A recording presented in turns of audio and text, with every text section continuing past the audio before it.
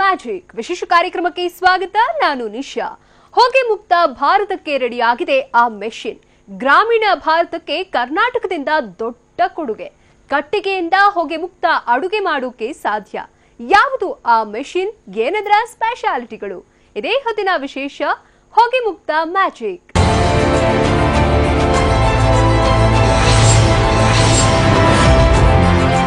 ಕಡಿವಾಣ ಹಾಕುವಂತ ಸಾಧನ. ಹೆಮ್ಮೆಯ ವಿಚಾರ ಅಂದ್ರೆ ದೇಶದಲ್ಲಿಯೇ ಪ್ರಪ್ರಥಮ ಬಾರಿಗೆ ನಿರ್ಮಾಣವಾಗಿದ್ದು ನಮ್ಮ ರಾಜ್ಯದಲ್ಲಿ ಅಳವಡಿಸಲಾಗಿದೆ. ದೇಶದ ಪ್ರತಿಯೊಂದು ಹಳ್ಳಿಯಲ್ಲೂ ಆ ಮೆಷಿನ್ ಇದ್ರೆ ನಮ್ಮ ದೇಶ ಹೊಗೆ ಮುಕ್ತವಾಗುವುದರಲ್ಲಿ ಸಂದೇಹವಿಲ್ಲ. ಅಷ್ಟಕ್ಕೂ ಏನದು ಮೆಷಿನ್? ಅದರಿಂದ ಪರಿಸರ ಸಂರಕ್ಷಣೆ ಹೇಗಾಗುತ್ತೆ? ಆ ಟೆಕ್ನಾಲಜಿಯ ಸೀಕ್ರೆಟ್ ಏನು ಅಂತ ಈಗ ತೋರಿಸ್ತೀವಿ ನೋಡಿ.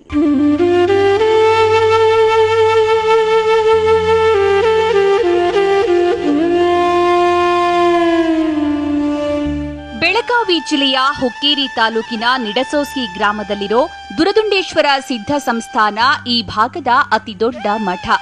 ಈ ಮಠದಲ್ಲಿ ನಿತ್ಯವೂ ಅನ್ನದಾಸೋಹ ನಡೆಯುತ್ತೆ. ನಿತ್ಯ 1,000-2,000 ಜನರಿಗೆ ಊಟ ಉಣಬಡಿಸಲಾಗುತ್ತೆ. ಹಲವರಿಗೆ ಇಲ್ಲಿ ಅನ್ನದಾಸೋಹ ನಡೆಯುತ್ತೆ ಅನ್ನೋ ವಿಚಾರ ಮಾತ್ರ ಗೊತ್ತಿತ್ತು. ಮಠದಲ್ಲಿ ನೀಡುವ ರೊಟ್ಟಿ ತಿಂದು ಸೂಪರ್ ಅಂತ ಮಾತ್ರ ಹೇಳ್ತಿದ್ರು. ಆದ್ರೆ ಅದರ ಹಿಂದೆ ಇರೋ ಶ್ರಮ ಮಾತ್ರ ಯಾರಿಗೂ ಗೊತ್ತಿರಲಿಲ್ಲ.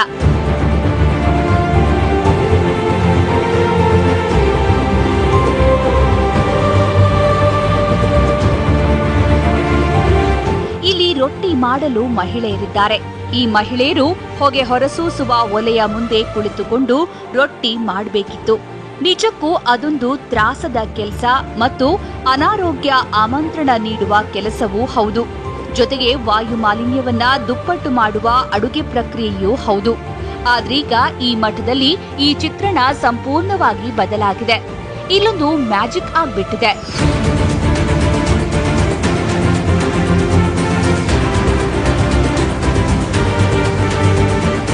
ನೀವೀಗ ಮಠದ ಅಡುಗೆ ಮನೆಗೆ ಆಗಮಿಸಿದ್ರೆ ಹೊಗೆಯೇ ಇಲ್ಲ. ಕಿಚನ್ ರೂಮ್ ಕಂಪ್ಲೀಟ್ ಹೊಗೆ ಮುಕ್ತವಾಗಿದೆ. ಇಲ್ಲಿ ರೊಟ್ಟಿ ತಟ್ಟುವ ಮಹಿಳೆಯರು ನಿರಾಳರಾಗಿದ್ದಾರೆ. ಮೊದಲಿಗಿಂತಲೂ ಹೆಚ್ಚೇ ರೊಟ್ಟಿ ಸಿದ್ಧಪಡಿಸುತ್ತಿದ್ದಾರೆ. ಅದಕ್ಕೆಲ್ಲ ಕಾರಣ ಇಲ್ಲಿ ಸ್ಥಾಪಿತವಾಗಿರೋ ಈ ಚಮತ್ಕಾರಿ ಮೆಷಿನ್ ಗ್ಯಾಸಿಫೈಯರ್.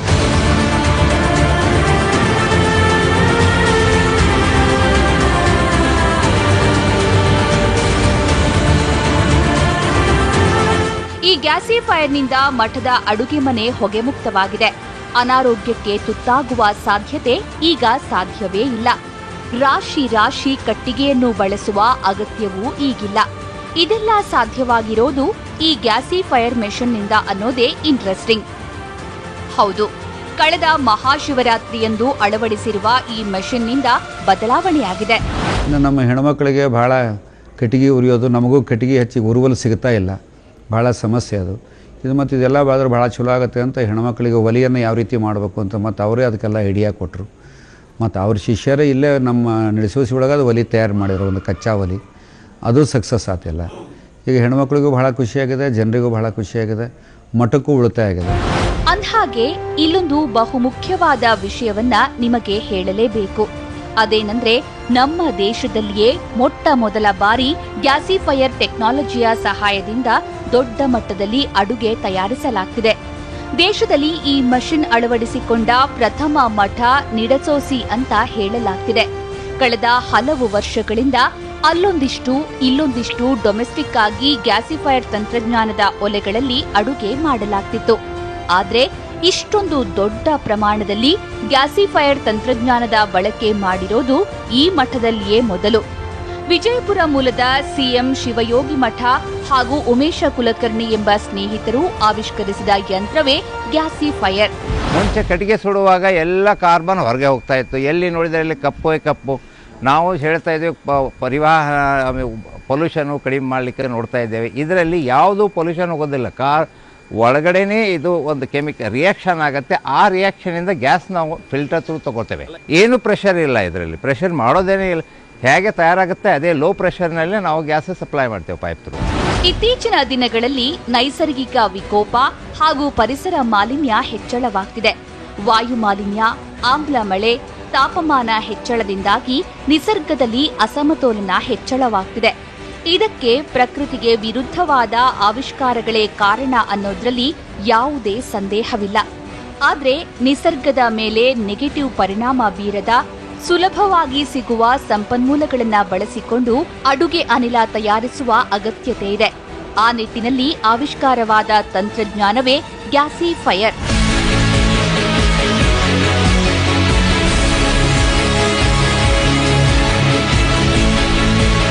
ಕೇವಲ ಅಲ್ಪವಾಗಿ ಕಟ್ಟಿಗೆ ಉಪಯೋಗಿಸಿ ಅನಿಲ ತಯಾರಿಸುವ ತಂತ್ರಜ್ಞಾನವೇ ಗ್ಯಾಸಿಫೈಯರ್. ಈ ಪ್ರಯೋಗ ನಿಡಸೋಸಿ ಮಠದಲ್ಲಿ ಸಕ್ಸಸ್ ಆಗಿದೆ. ಈ ಮೂಲಕ ನಿಡಸೋಸಿಯ ಮಠವು ಮಹಾ ಬದಲಾವಣೆಯೊಂದಕ್ಕೆ ಸಾಕ್ಷಿಯಾಗಿದೆ. ಗ್ಯಾಸ್ ಮಾಡಿ ಎಲ್ಲ ಚಲೋ ಆಗೈತ್ರಿ, ನಮಗೆ ಏನು ತ್ರಾಸ ಆಗಂಗಿಲ್ರಿ. ಕಟ್ಟಿಗೆ ಮ್ಯಾಗ ಎಲ್ಲ ಚಲೋ ಆಗೈತ್ರಿ, ಏನು ಹೊಗೆ ಏನು ಆಗಂಗಿಲ್ರಿ. ಮತ್ತು ಊರಲ್ಲೂ ಕಟ್ಟಿಗೆ ಭಾಳ ಹತ್ತಿದ್ವು ರೀ. ಈ ಕಟ್ಟಿಗೂ ಏನು ಭಾಳ ಹತ್ತಾನಿಲ್ರಿ. 5 kg ಕಟ್ಟಿಗೆ ಆಗ್ರಿ, ಆಚೆ ಕಡೆ 4 ಒಲಿ ರೀ, ಇಲ್ಲಿ 3 ಒಲಿ 7 ಒಲಿ ನಡೀತಾವ್ರಿ. ಮತ್ತು ಆರೋಗ್ಯಕ್ಕೂ ಎಲ್ಲ ಚಲೋ ಆಗೈತ್ರಿ. ಗ್ಯಾಸಿಫೈಯರ್ ಟೆಕ್ನಾಲಜಿಯಲ್ಲಿ ನೋಡೋಕೆ ಸಿಂಪಲ್ ಅಂತ ಅನಿಸುತ್ತೆ. ಆದ್ರೆ ಈ ತಂತ್ರಜ್ಞಾನವನ್ನ ಅಭಿವೃದ್ಧಿಪಡಿಸುವಲ್ಲಿ 2 ವ್ಯಕ್ತಿಗಳ ಶ್ರಮ ಅಗಾಧವಾಗಿದೆ. ಅವರಿಬ್ಬರ ಸತತ ಪರಿಶ್ರಮದಿಂದ ಇಂದು ನಿಡಸೋಸಿ ಮಠದ ಅಡುಗೆ ಮನೆ ಹೊಗೆಮುಕ್ತವಾಗಿದೆ. ಹಾಗಾದ್ರೆ ಈ ವಿನೂತನ ಯಂತ್ರ ನಿರ್ಮಾಣವಾಗಿದ್ದು ಹೇಗೆ? ಈ ಟೆಕ್ನಾಲಜಿಯ ಸೀಕ್ರೆಟ್ ಏನು ಅಂತ ತಿಳಿದುಕೊಳ್ಳಲೇಬೇಕು.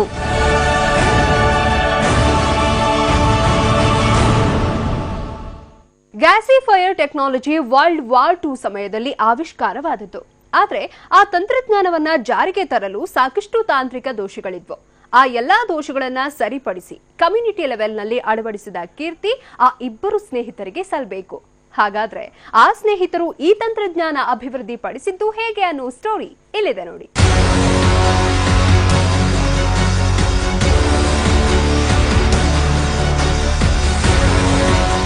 ಸಿಎಂ ಶಿವಯೋಗಿ ಮಠ ಮತ್ತು ಉಮೇಶ್ ಕುಲಕರ್ಣಿ ಈ ಗ್ಯಾಸಿಫೈಯರ್ ಟೆಕ್ನಾಲಜಿ ಹಿಂದಿನ ರೂವಾರಿಗಳು.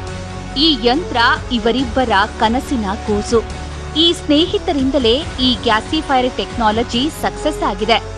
ಪರಿಸರ ಸಂರಕ್ಷಣೆಯ ಹೆಜ್ಜೆಯಲ್ಲಿ ಈ ಟೆಕ್ನಾಲಜಿ ಹೆಚ್ಚು ಉಪಯೋಗಕಾರಿಯಾಗಬಲ್ಲದು ಅಂತ ಈ ಜೋಡಿ ಇಡೀ ದೇಶಕ್ಕೆ ತೋರಿಸಿಕೊಟ್ಟಿದೆ.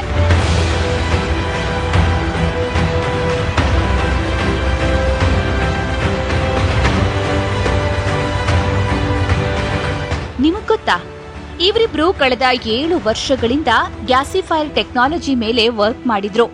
ಗ್ಯಾಸಿಫೈಯರ್ ಅನ್ನೋ ಕಾನ್ಸೆಪ್ಟ್ ವರ್ಲ್ಡ್ ವಾರ್ II ನಿಂದ ಇದ್ರೂ ಕೂಡ ಅನೇಕ ತಾಂತ್ರಿಕ ದೋಷಗಳಿದ್ದವು. ಇದರ ಬಳಕೆಗೆ ಅನೇಕ ಅಡೆತಡೆಗಳಿದ್ದವು. ಈ ತಂತ್ರಜ್ಞಾನ ಜನರಿಗೆ ತಲುಪಬೇಕು ಅನ್ನೋ ಒಂದೇ ಒಂದು ಕಾರಣದಿಂದ ಇವರಿಬ್ಬರು ಸಾಕಷ್ಟು ಶ್ರಮ ವಹಿಸಿದ್ರು. ವರ್ಷಾನುಗಟ್ಟಲೆ ಕಷ್ಟಪಟ್ಟು ಈ ಟೆಕ್ನಾಲಜಿ ಅಭಿವೃದ್ಧಿಪಡಿಸಿದರು. Up draft gasifier, down draft gasifier, mixed gasifier, ಹಿಂಗೆಲ್ಲ ಇದು ವರ್ಲ್ಡ್ ವಾರ್ II ದಿಂದ ಕಂಟಿನ್ಯೂ ಆದದ್ದು ಟೆಕ್ನಾಲಜಿ ಅದ ಗ್ಯಾಸಿಫೈಯರ್ ಟೆಕ್ನಾಲಜಿ. ಖರೆ ಅದು ಇಷ್ಟು ಸಕ್ಸಸ್ಫುಲ್ ಆಗಿಲ್ಲ. ಯಾಕಂದರೆ ಅದ್ರಾಗ ಕೆಲವೊಂದು ಪ್ರಾಬ್ಲಮ್ಸ್ ಅವ. ಆ ಪ್ರಾಬ್ಲಮ್ಸ್ ಯಾರಿಗೂ ಹ್ಯಾಂಡಲ್ ಮಾಡ್ಲಿಕ್ಕೆ ಬರೋಂಗಿಲ್ಲ. ಆಮೇಲೆ ಇಷ್ಟು ಮೈಕ್ರೋ ಲೆವೆಲ್ನಾಗ ಇಷ್ಟು ಫೂಲ್ ಪ್ರೂಫ್ ಗ್ಯಾಸಿಫೈಯರ್. ನೀವು ನೋಡ್ತಿರೋ ಮಷಿನ್ ಸುಖಾಸುಮ್ಮನೆ ಆವಿಷ್ಕಾರಗೊಂಡಿದ್ದಲ್ಲ. ಇದಕ್ಕೂ ಮುನ್ನ ಅಂದ್ರೆ ರಿಸರ್ಚ್ ಅಂಡ್ ಡೆವಲಪ್ಮೆಂಟ್ ಸಮಯದಲ್ಲಿ 4-5 ಮೆಷಿನ್ ತಯಾರಾಗಿದೆ. ಆದ್ರೆ ತಾಂತ್ರಿಕ ದೋಷಗಳು ಸಂಪೂರ್ಣ ಸರಿಯಾಗದ ಹಿನ್ನೆಲೆಯಲ್ಲಿ ಅವೆಲ್ಲವೂ ಟ್ರಯಲ್ ಅಂಡ್ ಎರರ್ ಆದವಷ್ಟೇ. ಕೇವಲ R&Dಗೆ 20 ರಿಂದ 25 ಲಕ್ಷ ರೂಪಾಯಿ ಖರ್ಚಾಗಿದೆಯಂತೆ. ಒಂದಷ್ಟು ಮೆಷಿನ್ ತಯಾರಿಸಿದ್ರು ಅದ್ಯಾಕೋ ಇವರಿಗೆ ತೃಪ್ತಿ ನೀಡ್ಲಿಲ್ವಂತೆ. ಹೀಗಾಗಿ ಕೊನೆಗೆ ಇಲ್ಲಿ ಸ್ಥಾಪಿಸಲಾಗಿರುವ ಮೆಷಿನ್ ರೆಡಿ ಮಾಡಿದ್ರಂತೆ. ಇದನ್ನು ಮಾಡೋ ತನಕ ನಾವು 4-5 ಮಷೀನ್ ಟ್ರಯಲ್ ಇಷ್ಟ ದೊಡ್ಡ ಮಷೀನ್ ಮಾಡಿ ನಾವು ಅದನ್ನು ವೇಸ್ಟ್ ಮಾಡಬೇಕಾಗುತ್ತೆ. ಆ್ಯಕ್ಚುಲಿ ಅದು ವೇಸ್ಟ್ ಅಲ್ಲ, ಅದು ಟ್ರಯಲ್ ಆ್ಯಂಡ್ ಎರರ್ ಅದು ಕಾಸ್ಟ್ ಇರ್ತದೆ. ಒಂದೊಂದು ಮಷೀನ್ ಮಾಡಲಿಕ್ಕೆ ನಮ್ಮ R&D ಕಾಸ್ಟ್ ನಮ್ಮದು 3 ಲಕ್ಷದ ಕಾಸ್ಟ್ ಇರ್ತದೆ. ಅಂದರೆ ಏನೂ ಉಪಯೋಗ ಇರಲಾರ್ದೆ ನಾವು 20-25 ಲಕ್ಷ ನಾವು ಇದ್ರ ಮೇಲೆ ಖರ್ಚು ಮಾಡಿದ್ವಿ. ಆಮೇಲೆ ಅದು ನಿಡ್ಸೋಶಿಗೇನು ಮಷಿನ್ ಕೊಡೋದಿತ್ತು, ಅದು ಒಂದು ಕಂಪ್ಲೀಟ್ ಮಷಿನ್ ದೊಡ್ಡ ತಯಾರು ಮಾಡಿದ್ವಿ. ಆಮೇಲೆ ತಯಾರು ಮಾಡಿ ಅದು ನನಗೆ ಸ್ಯಾಟಿಸ್ಫೈ ಆಗಲಿಲ್ಲ, ಅದನ್ನು ಬಾಜುಕಿಟ್ಟು ಮತ್ತೊಂದು ಮಷಿನ್ ತಯಾರು ಮಾಡಿದ್ವಿ. ಅಂದ್ಹಾಗೆ ಈ ಟೆಕ್ನಾಲಜಿಯಿಂದ ಹೇಗೆ ಗ್ಯಾಸ್ ಉತ್ಪಾದನೆಯಾಗುತ್ತೆ ಅನ್ನೋದೇ ಇಂಪಾರ್ಟೆಂಟ್. ಈ ಮೆಷಿನ್ ಆವಿಷ್ಕಾರ ಮಾಡಿದ ಈ ಉಮೇಶ್ ಮತ್ತು ಶಿವಯೋಗಿ ಅವರಿಗೆ ನಮ್ಮ ದೇಶದ ರೈತರಿಗೆ ಸಹಾಯವಾಗುವ ಒಂದು ತಂತ್ರಜ್ಞಾನ ಅಭಿವೃದ್ಧಿಪಡಿಸಬೇಕು ಅನ್ನೋ ಆಸೆ ಚಿಗುರಿತು. ಅವರಿಗೆ ವಿದ್ಯುತ್ ಶಕ್ತಿ ಮತ್ತು ಗ್ಯಾಸ್ ನೀಡಿದ್ರೆ ಅವರು ರಾಜರಾಗ್ತಾರೆ ಅನ್ನೋದನ್ನ ಮನಗಂಡ್ರು. ಆದ್ರೆ ಇದು ರೈತರಿಗೆ ಸಿಗುವ ರಾ ಮೆಟೀರಿಯಲ್ನಿಂದಲೇ ಆಗ್ಬೇಕು ಅನ್ನೋದು ಬಹುಮುಖ್ಯವಾಗಿತ್ತು. ಇದೇ ಕಾರಣಕ್ಕಾಗಿಯೇ ಈ ಜೋಡಿ ಕಟ್ಟಿಗೆಯಿಂದ ಅಡುಗೆ ಅನಿಲ ಉತ್ಪಾದಿಸಬಹುದು ಅನ್ನೋದನ್ನ ಮನಗಂಡ್ರು. ಈ ನಿಟ್ಟಿನಲ್ಲಿ ಕಾರ್ಯೋನ್ಮುಖರಾಗಿ ಆವಿಷ್ಕರಿಸಿದ ಮೆಷಿನ್ ಇದು. ಈ ಯಂತ್ರದೊಳಗಡೆ ಕಟ್ಟಿಗೆಗಳನ್ನ ಮೊದಲು ಹಾಕಬೇಕು. ಅದು ಒಳಗಡೆಯೇ ದಹನವಾಗುತ್ತೆ. ದಹನವಾದ ನಂತರ ರಾಸಾಯನಿಕ ಪ್ರಕ್ರಿಯೆಗಳು ನಡೆದು ಅಡುಗೆ ಅನಿಲ ಉತ್ಪಾದನೆಯಾಗುತ್ತೆ. ಈ ಅಡುಗೆ ಅನಿಲ ಕೊಳವೆಗಳ ಮೂಲಕ ಒಲೆಗೆ ರವಾನೆಯಾಗುತ್ತೆ. ಗ್ಯಾಸ್ ರಿಲೀಸ್ ಮಾಡಲು ವಾಲ್ವ್ಗಳನ್ನ ಫಿಕ್ಸ್ ಮಾಡಲಾಗಿದೆ. ವಾಲ್ವ್ ಆನ್ ಮಾಡಿದ್ರೆ ಅಡುಗೆ ಅನಿಲ ಕೊಳವೆಗಳ ಮೂಲಕ ಸಪ್ಲೈ ಆಗುತ್ತೆ. ಇನ್ನೊಂದು ಪ್ರಮುಖ ವಿಚಾರವೇನೆಂದ್ರೆ ಗ್ಯಾಸಿಫೈರ್ ಯಂತ್ರಕ್ಕೆ ಹೆಚ್ಚು ಹೆಚ್ಚು ಕಟ್ಟಿಗೆ ಹಾಕುವ ಅಗತ್ಯವಿಲ್ಲ. ಅಲ್ಪ ಪ್ರಮಾಣದಲ್ಲಿ ಕಟ್ಟಿಗೆಗಳನ್ನ ಹಾಕಿದ್ರೆ ಸಾಕಾಗುತ್ತೆ. ಅಂದ್ಹಾಗೆ ಕೆಲವು ತಿಂಗಳ ಹಿಂದೆ ನಿಡಸೋಸಿ ಮಠಕ್ಕೆ ಉಮೇಶ್ ಮತ್ತು ಶಿವಯೋಗಿ ಮಠ ಆಗಮಿಸಿದ್ದರು. ಈ ವೇಳೆ ಮಹಿಳೆಯರು ಒಲೆಯಲ್ಲಿ ಅಡುಗೆ ಮಾಡೋದನ್ನ ಕಂಡು ಬೇಸರಗೊಂಡಿದ್ದರು. ಅವತ್ತೇ ಅಲ್ಲಿನ ಮಹಿಳೆಯರಿಗೆ 4-5 ತಿಂಗಳಲ್ಲಿ ನಿಮ್ಮ ಕಷ್ಟಕ್ಕೆ ಮುಕ್ತಿ ನೀಡ್ತೀವಿ ಅಂತ ತಿಳಿಸಿದ್ರು. ಈ ಭರವಸೆ ಶಿವರಾತ್ರಿ ಹಬ್ಬದಂದು ಸಾಕಾರಗೊಂಡಿದೆ. ಕಟ್ಟಿಗೆ ಕಡಿಮೆ ಉರಿಯುತ್ತೆ. ಮುಂಚೆ 100 ಕಿಲೋ ಉರಿಯುತ್ತೆ, ಇವಾಗ 30-35 ಕಿಲೋದಲ್ಲಿ ನಮ್ಮ ಅಡುಗೆ ಆಗಿ ಹೋಗುತ್ತೆ. ಆಮೇಲೆ ಒಂದು ಚೂರು ಸದ ಹೊಗೆ ಇರೋದಿಲ್ಲ. ಆಮೇಲೆ ಇದರದ್ದು ಕಟ್ಟಿಗೆ ಉರಿದ ನಂತರ ಕೆಳಗಡೆ ಬೀರೋ ಕಾರ್ಬನ್ ಏನಿರುತ್ತಲ್ಲ ಅದು ಸದಾ ನಮಗೆ ಯಾವುದೂ ವೇಸ್ಟ್ ಇಲ್ಲ. ಅದನ್ನು ಗೊಬ್ಬರ ಅಂತ ಯೂಸ್ ಮಾಡಲಿಕ್ಕೆ ಬರುತ್ತೆ. ಟಾರ್ ಅಂತ ಕೆಳಗಡೆ ಬೀಳುತ್ತೆ, ಅದು ಆಯಿಲ್ ಥರ ಬೀಳುತ್ತೆ. ಅದನ್ನು ಫಿಲ್ಟರ್ನಲ್ಲಿ ಕೆಳಗಡೆ ಅದು ಬಿದ್ದ ನಂತರ ಅದನ್ನು ನಾವು ನೀರಿನಲ್ಲಿ ಮಿಕ್ಸ್ ಮಾಡಿ ಅದನ್ನು ನಾವು ಕೀಟನಾಶಕ ಔಷಧಿ ಅಂತ ನಾವು ಉಪಯೋಗಿಸ್ಬೋದು. ವಿಶೇಷ ಅಂದ್ರೆ ಶಿವರಾತ್ರಿಯ ಜಾತ್ರಾ ಮಹೋತ್ಸವ ಸಂದರ್ಭದಲ್ಲಿ 2 ಲಕ್ಷಕ್ಕೂ ಹೆಚ್ಚು ಜನ ಭಕ್ತರಿಗೆ ಇದೇ ಗ್ಯಾಸಿಫೈರ್ನಿಂದ ಅಡುಗೆ ಮಾಡಲಾಗಿತ್ತು. ವಿಶೇಷ ಅಂದ್ರೆ ಗ್ಯಾಸಿಫೈರ್ ಅಳವಡಿಕೆಗೆ ಸ್ವಾಮೀಜಿಗಳ ಬೆಂಬಲವೂ ಇತ್ತು. ಆ ಪ್ರಾಜೆಕ್ಟನ್ನು ನಾವು ಮಾಡಿಕೊಡ್ತೀವಿ, ನೀವು ಸ್ವಲ್ಪ ಸಹಕಾರ ಕೊಡ್ರಿ ಅಂತ ಕೇಳಿದರು. ಶಿವಯೋಗಿ ಮಠರು ಮತ್ತು ನಮ್ಮ ಉಮೇಶ್ ಕುಲಕರ್ಣಿ ಅವರು ಕೇಳಿದರು. ಶಿವರಾತ್ರಿಗೆ ಬಂದರೂ ಹುಗ್ಗಿ ಮಾಡೋಕ್ಕೆ ಬರುತ್ತೆ ನೋಡ್ರಿ ಅಂತ ಹೇಳಿದವ್ರಿಗೆ. 2 ಚೀಲ ಹುಗ್ಗಿ ಬೇಕಾಗ್ತದೆ ನೋಡ್ರಿ ಅಂತ ಪ್ರಯತ್ನ ಮಾಡೋಣ ಅಂತ ಹೇಳಿದರು. ಆ ಹುಗ್ಗಿ ಗಂಗಾಳವನ್ನಿಟ್ಟು ಕೆಳಗೆ ಒಂದು ಬರ್ನಲ್ಲಿ ಕೊಟ್ಟು ಅದನ್ನು ಪ್ರಯತ್ನ ಮಾಡಿದರು. 2 ಚೀಲ ಹುಗ್ಗಿ ಆಗ್ತಕ್ಕಂಥ ವ್ಯವಸ್ಥೆ ಅದು ಭಾಳ ಚಲೋ ಬಂತು. ಹೀಟು ಭಾಳ ಚಲೋ ಬಂತು. ಹೀಗಾಗಿ ಅದು ಭಾಳ ಒಳ್ಳೆಯ ಸಕ್ಸಸ್ ಆಗ್ತಕ್ಕಂಥ ಒಂದು ವ್ಯವಸ್ಥೆ ಬಂತು. ಭವಿಷ್ಯದಲ್ಲಿ ಈ ತಂತ್ರಜ್ಞಾನದ ಮೂಲಕವೇ ವಿದ್ಯುತ್ ಶಕ್ತಿ ತಯಾರಿಸುವ ಮೆಷಿನ್ ಅಭಿವೃದ್ಧಿಪಡಿಸಲು ಚಿಂತನೆ ನಡೆಸಲಾಗಿದೆ. ಈ ಜೋಡಿಯ ಈ ಪ್ರಯತ್ನ ಯಶಸ್ಸು ಕಾಣಲಿ ಅನ್ನೋದೇ ನಮ್ಮ ಆಶಯ.